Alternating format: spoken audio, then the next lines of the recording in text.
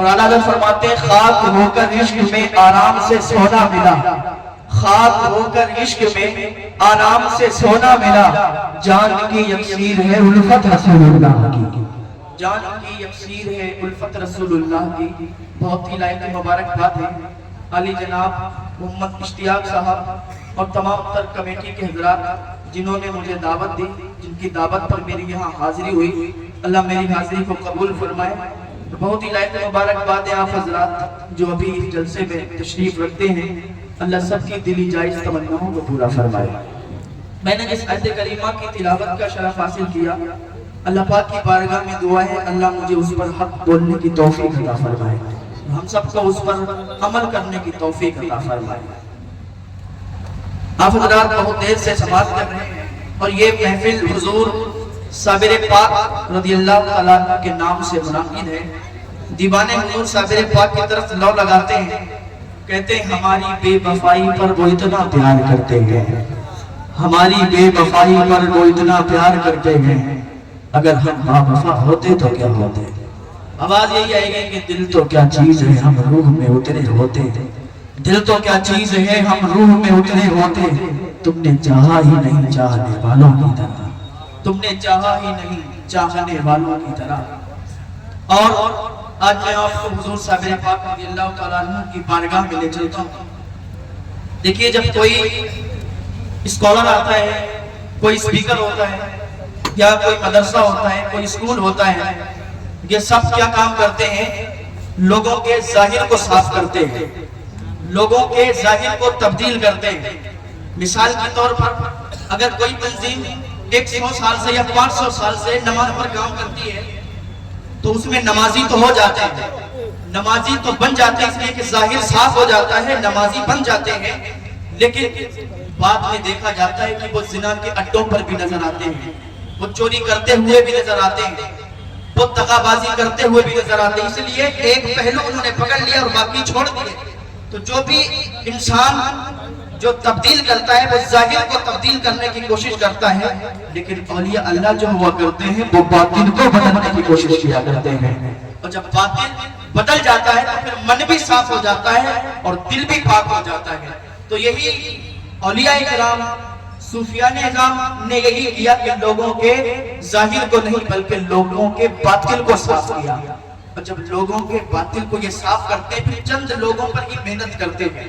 مثال کے طور پر خواجہ غریب نواز نے خواجہ بختیار کاکی پر محنت کی، ایسی محنت کی کہ انہیں دلی کی سرزمین پر بٹھا دیا تو پوری دلی ان کے قبضے میں آ گئی۔ اور خواجہ بختیار کاکی نے بابا فرید پر محنت کی، بابا فرید پر جب محنت کی تو انہیں پاک پٹن بٹھا دیا تو پورا پاک پٹن ان کے قبضے میں آ گیا۔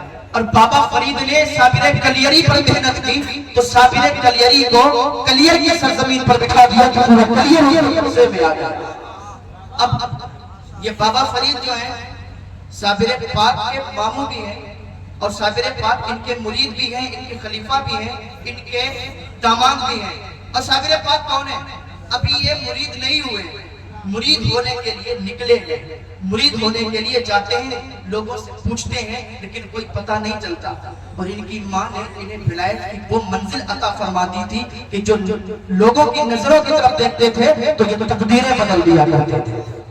تو یہ نکلے، کسی نے بتایا کہ بغداد شریف چلے جاؤ۔ بغداد شریف کے اندر ایک ولی ہے جس کا نام ہے شیخ شہاب الدین سہروردی، اور وہ ایسا ولی ہے کہ جس کے بارے میں غوث پاک نے فرمایا کہ اس زمانے میں ان جیسا ولی کوئی پیدا ہی نہیں ہوا۔ وہ اتنا بڑا ولی کہ ان کی بارگاہ میں چلے جاؤ، جب ان کی بارگاہ میں جاؤ گے وہ تمہیں مرید بنا لیں گے۔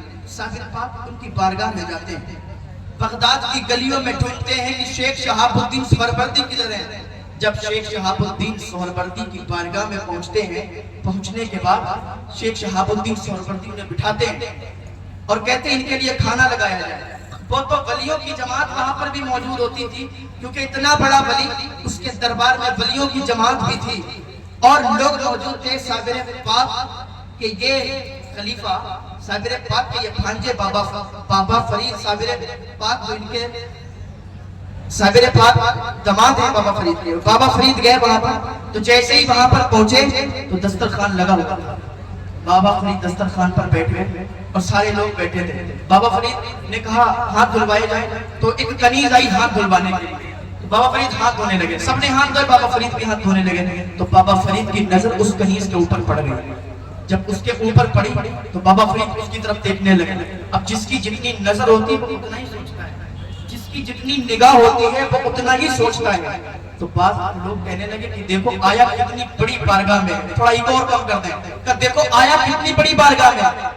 और एक कनीज को इतने बड़े वली की बारगाह में आके कनीज को देखता है, एक कनीज की तरफ नजरें किए हुए है, कैसे शर्म नहीं आती, कैसे पता नहीं है कि बहुत बड़े वली की बारगाह है। बाबा फरीद उसकी तरफ देख रहे हैं और हाथ धुल रहे हैं। पानी इको कम कर दे मेरे भाई, पानी गिर रहा है और ये नजरे में नजरे मिलाए हुए हैं। इधर कहने लगे दो जुर्म कर रहा है ये। और बाबा फरीद का नाम फरीद नहीं था, इनका नाम मसूद था। का मसूद दो जुर्म कर रहा है, एक तो पानी बर्बाद कर रहा है, दूसरा इस लड़की को देख रहा है। अभी क्या हुआ कि खाना तैयार था, इधर पानी भी खत्म हो गया, हाथ धुल गए, खाना खाने लगे। एक से कहा नहीं गया, उसने कहा फरीद तुझे शर्म नहीं आती, तो इतनी बड़ी बारगाह में आया है, इतने बड़े भाई की बारगाह में आया है और उनकी कनीज को तू नजरें बिठा के देखता है, उनकी कनीज की तरफ तेरी नजरें लगी हुई है। तुझे पता नहीं है कि किसी औरत को एक नजर देखा नहीं जाता, तो उनकी बारगाह में आकर उन्हीं की कनीज को ताड़ता है। बाबा फरीद को जला लाया, बाबा फरीद खड़े हुए का लफ्ज़ के पुजारी सुन, मैं इसकी तरफ देख रहा था, मैंने देखा तो इसकी नजरों में, लेकिन मेरी नजरें इसकी आंखों में नहीं चली थी। जब मैंने इसकी तरफ देखा था तो नजरें गिर रही थी, बल्कि नजरें मेरे महफूज पे पहुंच गई थी। और मैंने देख लिया था कि इतने बड़े वली की बारगाह की कनीज, और मैंने देखा था कि इसकी तकदीर में जहन्नमी लिखा गया कि ये जहन्नमी है, ये जन्नती नहीं है। तो मैंने सोचा इतने बड़े वली की बारगाह की कनीज, और ये इतने सालों से यहाँ लोगों की खिदमत करती है, और ये जहन्नमी हो या मुझे गवारा नहीं हुआ। मैंने इसकी तकदीर को ढूंढना शुरू किया, इधर तकदीर को ढूंढ रहा था, इधर हाथ ढूंढ रहा था, इधर तकदीर भी ढूंढ गई, इधर हाथ भी ढूंढ गए। और जैसे मैंने देखा था इसकी तकदीर ढूंढी, तो अब ये जन्नती हो गई है, अब ये जहन्नमी नहीं बची है, अब ये जन्नती हो चुकी है। तो किसी ने कहा था निगाह के वली में तस्वीर देखी, बदलती हजारों की तकदीर देखी। निगाह के मर्द मोमिन से बदल जाती है तकदीरें, जो गुर्जों के यकीन पैदा तो कट जाती है जंजीरें। अभी शेख शहाबुद्दीन सोहरवर्दी खड़े हो और कहा फरीद अब तुम हमारी बारगाह से चले जाओ, हम तुम्हें मुरीद नहीं कर सकते। बाबा फरीद भी खड़े हो गए, कहा मुरीद क्यों नहीं कर सकते, मुझमें ऐसी कौन सी गलती हो गई, मुझे क्यों मुरीद नहीं करना चाहते। तो बाबा फरीद से शेख शहाबुद्दीन सोहरवर्दी ने कहा था अरे मुरीद बनने से पहले तुम्हारा आलम ये है कि तकदीरें बदल देते हो, मुरीद बनाने के बाद तुम्हारा आलम क्या होगा, जब उनके खिलाफ हो देते हो चाहे जमाना की छोड़, मुहताज का जब ये आलम है, मुख्तार का आलम क्या, मुहताज का जब ये आलम है, मुख्तार का आलम क्या होगा। तो मैं बात अर्ज कर रहा था हुजूर साबिर पाक की, क्योंकि ये जलसा हुजूर साबिर पाक के नाम से मंसूब है। हुजूर साबिर पाक पर बाबा फरीद ने मेहनत की और इनको कलियर की सरजमीन पर भेज दिया।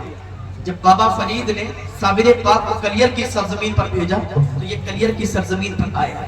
अब वहां पर लोगों में क्या था, एक तबका मालदार था और एक तबका गरीब था, लकड़ियां काट के अपना गुजारा करता था बेच के। तो जो मालदार तबका था उसने बड़ा गलत रवैया इख्तियार किया हुआ था।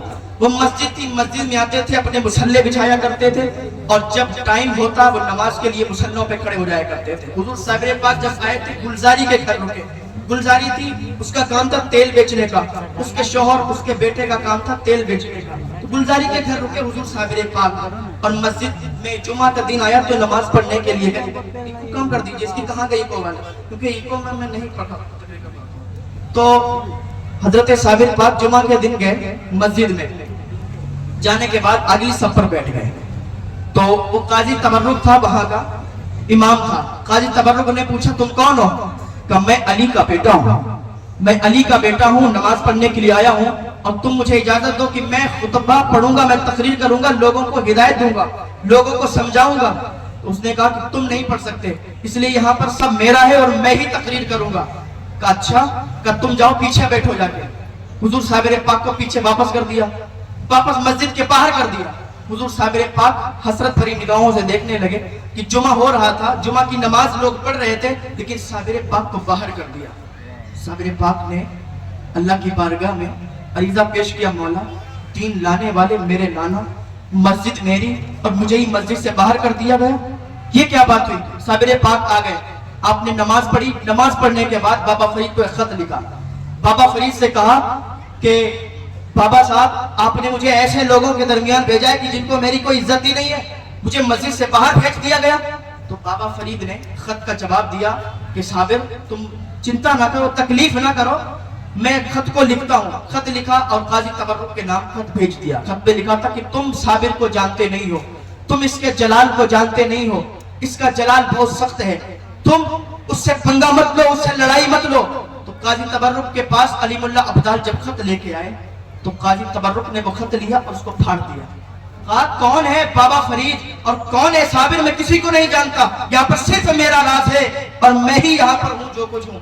तो अली मुल्ला अब्दाल ने खत उठाया, उठा के साबिर पाक के पास ले गए। कहा उसने तो खत ही फाड़ दिया। कहा अच्छा, साबिर पाक का सब्र देखें। लोग कहते हैं एक बार में ही साबिर पाक ने मस्जिद जला दी। साबिर पाक का सब्र देखें। साबिर पाक ने खत और लिखा और कहा बाबा साहब आपने जो खत लिखा था वो इसने फाड़ के फेंक दिया है। अली मुल्ला अब्दाल ने कहा था कि साबिर पाक ने खत भेजा, कहा उसने फाड़ दिया। अली मुल्ला अब्दाल फिर गए और खत कहा उसने फाड़ के फेंक दिया। तो बाबा फरीद ने फिर दोबारा खत लिखा और दोबारा खत भेजा जो उसका मुतवल्ली था, जो वहां का मुतवल्ली था उसके पास। कहा ऐसा है तुम साबिर को जानते नहीं हो, जब उसको जलाल आ जाएगा तो फिर कोई रोक नहीं पाएगा, और तुम उसके खत को फाड़ रहे हो, तुम उसको मत सताओ, उसको मत तकलीफ पहुंचाओ, वरना उसको जब जलाल आएगा तो फिर कोई नहीं रोकता है। तो डर गया। डरने के बाद काजी तबर्रुक के पास आया, कहा देखो ये साबिर अली का बेटा है और जब इसको जलाल आएगा तो फिर कोई रोक नहीं पाएगा, ये खत बाबा फरीद ने लिखा है। तो उसने फिर फाड़ दिया। कहा कौन है बाबा फरीद, मैं नहीं जानता, जो होगा देखा जाएगा। बोले तुम डरते हो, तुम डरते हो? नहीं नहीं ये जादूगर है। साबिर पाक कहा साबिर पाक जादूगर है?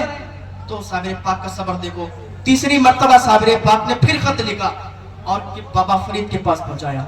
अब सब्र देखो साबिर पाक का। बाबा फरीद ने फिर खत पढ़ा और तीसरी मर्तबा बाबा फरीद ने खत वापस किया और कहा साबिर ये तेरी बकरी है, कलियर तेरी बकरी है, चाहे तो इसका दूध पी, चाहे तो इसका गोश्त खा। हुजूर साबिर पाक के पास जब ये खत पहुंचा तो हुजूर साबिर पाक ने खत पढ़ा और खत रखा।